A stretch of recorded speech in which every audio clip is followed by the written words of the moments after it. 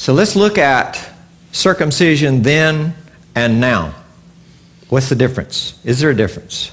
Well, there is a difference. And I want you to be aware of that, and that's why we're talking about this. I think I really wanted the youth in here today. I wanted to watch them squirm while I talked about this. Especially the guys. But I want you to be aware that the typical circumcision that's done today is not what was originally done, and I think we can demonstrate that from Scripture and from history. Let's take a look. Paul talking in 1 Corinthians, he says, is any man being called to Messiah, being circumcised? Let him not become uncircumcised. Is he called uncircumcision? Let him not become circumcised. So is Rav Shaul here in the first century saying that you don't go down to your local cosmetic surgeon and have your circumcision reversed, as if they could actually do that. That is actually what he's saying, quite literally. But there's, let's look at some history here. This is from Oxford Dictionary of Jewish History here. It says, many Hellenistic Jews, particularly those who participated in athletics at the gymnasium, which is also a Greek word, had an operation performed to conceal the fact of their circumcision. That's mentioned in the book of Maccabees. So they literally did.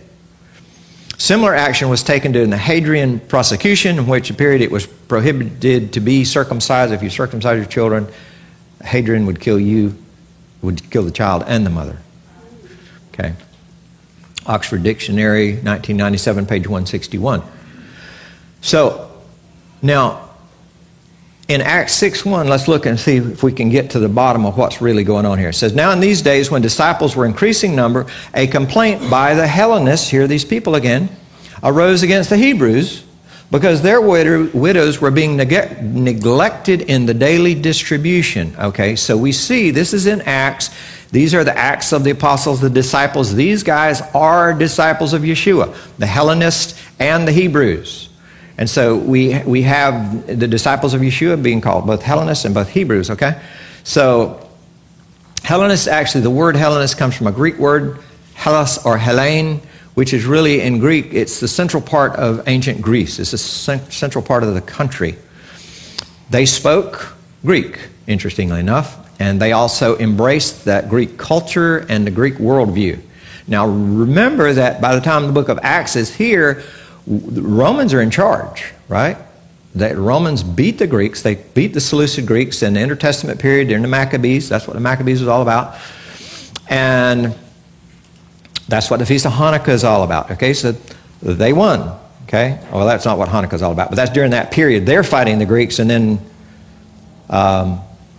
for a short period of time, the Hebrews won, and then the Romans came and took over everybody and kicked everybody out, basically. So the Romans are in place, as you know, in the first century. And so why are these guys all about the Greeks? Okay, so Alexander the Great just basically had already taken over the world. He had died by this time, but the Greek language was already in place, and the Romans actually embraced the Greek culture. The Romans, which were kind of a war culture, really didn't have a whole lot of, you know, that whole spiritual culture thing. They really didn't have one particularly. So they just embraced that, and it became just part of the Greco-Roman culture, it's called. It's the Greco-Roman culture that we're dealing with. And so they embraced the Greek language, of course, and that was a very popular language in Yeshua's day, is the Roman language, of course, Latin. And so we see here that one of the things we see is these Hellenists actually speak Greek. The Hebrews, of course, speak Hebrew, or it's actually they're speaking Aramaic, which is kind of a corrupted form of Hebrew, yet it's a distinct language by the first century. And so that's what they're speaking. There we got Hebrews and we got Greeks here. And so two different, really, worldviews. Again, a lot of Jews now came along and they just love this Greek worldview. They make it their own. The Greek worldview, and this is kind of key, focuses on the human body, mankind, flesh, as the absolute crescendo peak of creation. They're okay with God, but look what God made. You know, that's why all these Greek statues, that's why they're all naked, that's why they're all posing, they're thinking, they're like, look at me. You know, and they're all perfect if you hadn't noticed, okay? But that's why they're all nude. And so it's really not about sexuality so much. It's about the body, the human body. Okay? The statues of their gods are also nude. And that's really just to prove in their mind that, yes, we really do look like the gods. We are cool. You know, that's that Greek culture. It's about self. It focuses on man's flesh, man's pride, all that stuff. So look at this verse for Paul now. Is a man called circumcised? Let him not be. You're going, how in the world do you do that? Okay. This next verse in the thing we were looking at from Oxford's there, it says, it was probably in order, what happened? They changed something. It was probably in order to prevent the possibility of obliterating the traces of circumcision that the rabbis added the requirement of cutting the foreskin, that of paria, I guess, I don't know how to say that word, which means laying bare the glands.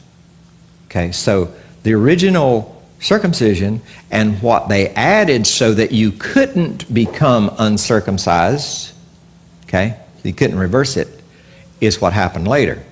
So what we're seeing is that what's called circumcision today is far different than what was done in biblical times. Picture what's done today, okay? You know what's done. Abraham, 99 years old, Yahweh appears to him. You shall do this. Abraham's like, what? I mean, a little snip is one thing. You want me to what? Do you realize that this kind of type of surgery, when adults have this type of surgery today, it requires a hospital stay and lots of stitches and microsurgery. It's not pretty. It's major. Okay, it's serious, and so it really wouldn't even be realistic for a 99-year-old man out in the wilderness, short of Yahweh's hand of protection. Of course, that could happen. But just out in the wilderness, it's very unrealistic to do this. So that's not what was going on. That's sort of my point here. Strong's definition of the actual word used in the Torah. Mul, well, is the person who does it. It's a primitive root, means to cut short. That is to curtail. Okay? To circumcise, by implication, to blunt. Okay? Are you seeing it? So to cut short, not to cut off, not to remove, but by implication, blunt. Not again. It's not to remove. So what we're doing today is not, there's nothing wrong with it. I'm not saying that. I just want you to understand it's not the same thing and the reason why it's there. Okay? And so I've got other things to do, but I'm really trying to keep this short. So I'm going to stop right here with that one.